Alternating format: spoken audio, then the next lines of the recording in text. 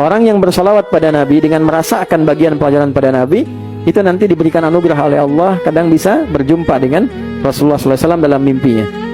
Gunakan iman itu untuk mencintai Nabi. Bagaimana caranya? Ada 3. 1, dengan bersolawat, memperbanyak solawat pada Nabi SAW. Kalau ibu mau enak solawatnya, ibu belajar dulu tentang buku-buku yang mengajarkan tentang sosok Nabi seperti apa. Baik ya? Nanti dijelaskan Nabi itu perawakannya tidak terlampau tinggi, tidak juga terlampau pendek, sedang tapi sangat ideal. Postur tubuhnya sangat bagus, rambutnya tidak terlampau ikal, tidak juga terlampau panjang, tapi indah ya. Kemudian mengalir sampai dengan ke bahunya. Matanya begitu indah ketika dipandang, itu kan. Kemudian alisnya begitu tajam, ini indah. Jadi kebayang gambaran kita itu tentang itu, sehingga ketika bersolawat kita menikmati itu. Orang yang bersolawat pada Nabi dengan merasa akan bagian pelajaran pada Nabi, itu nanti diberikan anugerah oleh Allah, kadang bisa berjumpa dengan Rasulullah SAW dalam mimpinya. Kedua, memaksimalkan sunnah-sunnah Nabi dalam kehidupan. Nabi minta apa aja kita kerjakan dengan dasar cinta kita pada Nabi. Ya, bisa dipahami? Jangan digambarkan dengan sholat saja. Nabi minta pada kita berbicara yang baik.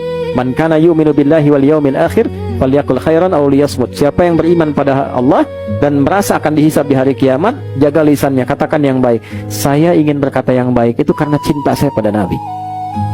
Saya melihat yang baik itu karena cinta saya pada Nabi. Begitu sunnah itu kita kerjakan karena kecintaan pada Nabi, itu amalan tingkat tinggi yang langsung mendatangkan ampunan Allah.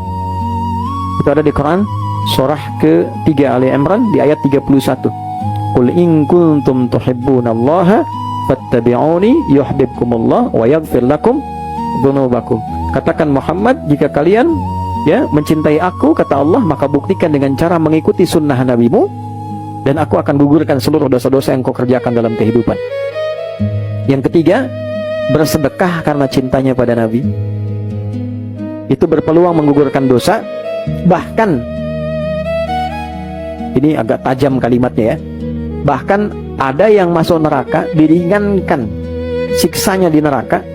Tapi maaf ya, jangan disimpulkan keliru, seringan-ringannya tetap neraka gitu ya.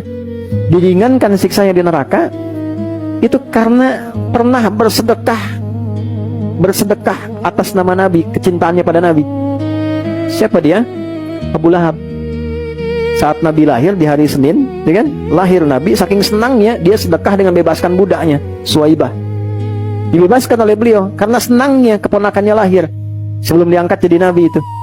Dan membebaskan budak itu urutan nomor 1 paling mahal. Ya, jadi kalau misalnya pengen sedekah biasa, ya dengan kambing. Lebih besar dengan unta. Di atas itu membebaskan budak. Itu tingkat paling tinggi. Abu Lahab melakukan itu. Jadi ada riwayat mengatakan setiap hari Senin diringankan siksanya untuk Abu Lahab itu karena pernah merasa bahagia dengan lahirnya Nabi. Itu hadisnya sahih. Ya, diringankan itu keadaannya. Jadi saling menguatkan di antara syawahidnya. Makanya ada yang mengatakan bahwa ketika kita bersedekah karena kegembiraan kita pada Nabi, senang dengan Nabi, nah itu memberikan satu syafaat tertentu pada kehidupan kita, baik dunia ataupun akhirat. Saya berikan gambaran sederhana begini, Bu. Nah, 3 ini nanti kita praktekkan ya, insyaallah.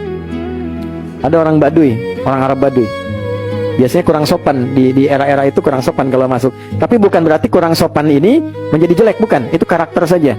Bagi orang-orang kota itu nggak biasa, sehingga disebut kurang sopan. Paham ya? Masuk ke masjid, Nabi sedang khutbah menjelaskan kiamat.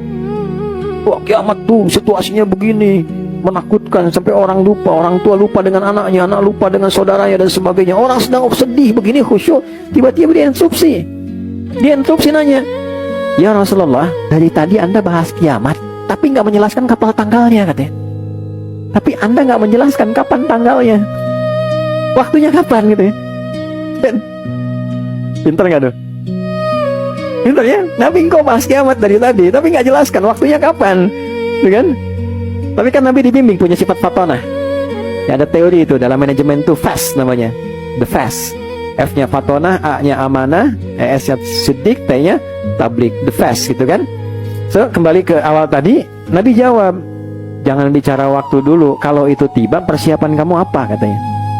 Ya, "Oh, saya sih sholat biasa-biasa aja Nabi. Ya, puasa juga biasa-biasa aja, tapi saya punya modal, saya cinta Anda. Saya cinta Anda," katanya.